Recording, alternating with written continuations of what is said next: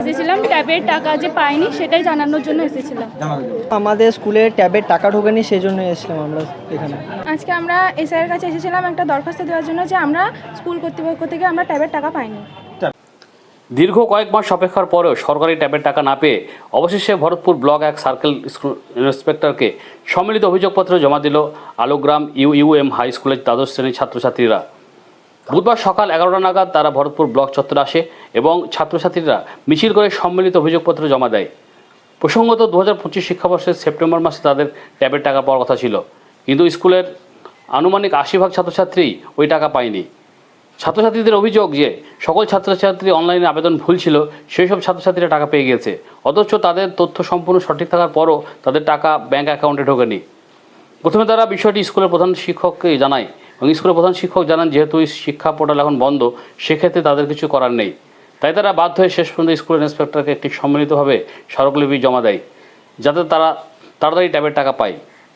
School sub inspector Tanmay Das বলেন যে কেবলমাত্র এই স্কুল না, আরও অন্যান্য স্কুলেও কিছু কিছু ছাত্রছাত্রী ট্যাবের টাকা পায়নি, যদিও এই স্কুলের না পাওয়ার ছাত্রছাত্রীর সংখ্যাটা একটু বেশি। তিনি বিষয়টি খতিয়ে দেখবেন এবং ঊর্ধ্বতন কর্তৃপক্ষের কাছে পাঠিয়ে দেবেন তাদের অভিযোগপত্র, যাতে তাড়াতাড়ি ছাত্রছাত্রীরা টাকা পায় সে ব্যবস্থা করবেন। আজকে আমরা এসআইয়ের কাছে এসেছিলাম একটা দরখাস্ত দেওয়ার জন্য যে আমরা স্কুল কর্তৃপক্ষ থেকে আমরা ট্যাবের টাকা পাইনি। হ্যাঁ, কোন ইয়ারে? আমরা 2025 মাধ্যমিক উত্তীর্ণ ছাত্রছাত্রী। আরো তো পেয়েছে এটা? হ্যাঁ, অনেকে পেয়েছে। ট্যাব পাননি কতজন? মিনিমাম 130 থেকে 40 জন পাইনি। স্কুলের টিচারকে জানিয়েছিল? হ্যাঁ, টিচারকে জানিয়েছি। টিচাররা আমরা আলোগ্রাম ইউএম বিদ্যালয় স্কুল থেকে কি এসেছি। বলেছেন শিক্ষক, প্রধান শিক্ষক? শিক্ষক বলছে যে পোর্টাল খুলবে, তারপরে আমরা ব্যবস্থা করব, তোমরা আসবে মাঝে মাঝে এসে চেক করে যাবে যে পোর্টাল খুলেছে নাকি। আমরা টিচারকে দরখাস্ত দিতে গিয়েছিলাম, কিন্তু টিচার দরখাস্ত নেয়নি, বরঞ্চ আমাদেরকে অফিসে কথা বলার সুযোগও দেয়নি টিচারে। আমাদের সাথে বাইরে এসে স্যাররা কথা বলেছে, বলছে আমরা ব্যবস্থা করব।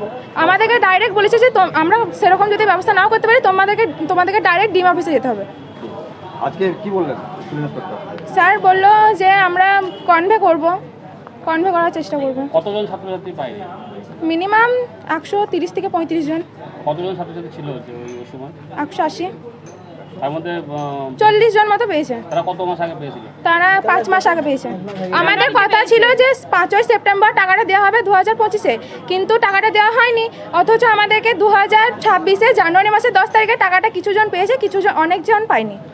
দীর্ঘ 5 মাস পাওয়া গেল না, এর আগে কোনো অভিযোগ করেছিলেন? এর আগে করিনি, মানে 5 মাস পরে আমরা যে পাইনি, 5 মাস আগ থেকে আমরা আমরা বহুবার জানিয়েছি স্কুলে।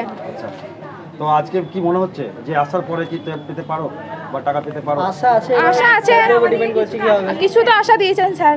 আমরা এসেছিলাম, আমাদের স্কুলে ট্যাবের টাকা ঢোকেনি, সেই জন্য এসেছিলাম আমরা এখানে। কতদিন ধরে ঢোকেনি টাকাটা? মোটামুটি 5 মাস, সেপ্টেম্বরে ঢোকার কথা ছিল, এখনও আমাদের টাকা ঢোকেনি। শিক্ষকের সঙ্গে কথা হয়েছে?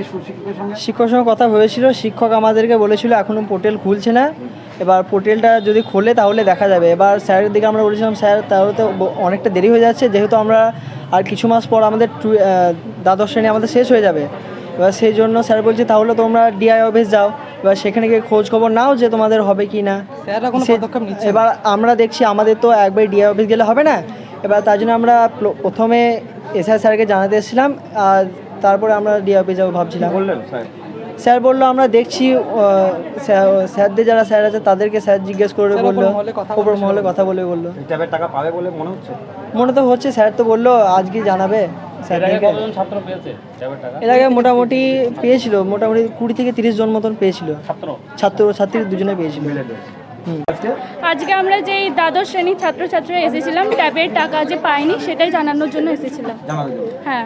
কতদিন ধরে ট্যাব পাওয়া যায়? বিগত আমাদের 2025-এ 5ই সেপ্টেম্বর দেওয়ার কথা ছিল, প্রায় 1 বছর হতে চললো আমরা এই টাকাটা পাইনি। এই যে যারা পাওনি তারা কি তাদের কোনো ফর্ম ফিল আপের ত্রুটি ছিল এরকম কিছু মনে করছো? না, আমাদের সমস্ত ডকুমেন্টস ঠিক ছিল আমাদের স্কুলের, কিন্তু যাদের ডকুমেন্টস ভুল ছিল তারাই আগে পেয়ে গিয়েছে, যাদের ঠিক ছিল তারা পায়নি। কেন পাওনি বলে মনে হচ্ছে সেটা আমরা এখন বুঝতে পারছি না। কেবল কি আলোগ্রাম স্কুলের পাইনি না আরো অন্যান্য স্কুলের পাইনি? আমাদের এসআই স্যার বললো যে আরো অন্যান্য স্কুলেও পাইনি। কতটা আশাবাদী? আশা আছে, স্যার তো বললো, এখন দেখা যাক কি হয়। সাহেব, আজকে আলোগ্রাম ইউএম বিদ্যালয় থেকে অনেক ছাত্রছাত্রী এসেছিল যারা নাকি বহুদিন ধরে ট্যাবের টাকাটি পাচ্ছে না, কি কথা হলো তাদের সঙ্গে আপনার? হ্যাঁ, তারা জানালো যে তারা বিদ্যালয়ে কিছু সংখ্যক ছাত্রছাত্রী তরুণের স্বপ্নের টাকা পেয়েছে, কিছু সংখ্যক ছাত্রছাত্রী পায়নি।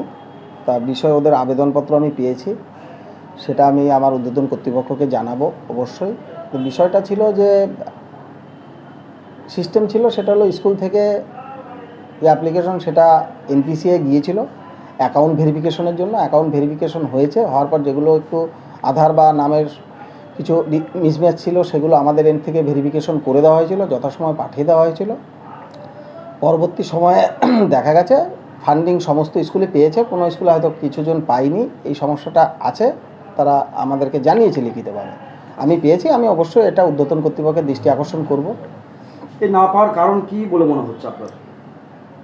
না পাওয়ার কারণ তো ধরুন সঠিক বলতে আমাদের এন্ড থেকে এইভাবে তো বোঝা খুব কষ্ট, কারণ আমাদের কাজটা ছিল পোর্টালে যে বিষয়টা ছিল ছাত্রছাত্রীদের এনপিসিআই থেকে যেগুলো ব্যাক করেছে সেগুলো আমাদের এন্ডে হেয়ারিং করা, এবং আমরা সেগুলো হেয়ারিং করেছি এবং বাচ্চারা বলল যে তারা নাকি আবার টাকাটা পেয়ে গেছে। ফলে এরা কেন পায়নি তার কোনো সঠিক কারণটা আমাদের পক্ষে ট্রেস করা সম্ভব হচ্ছে না।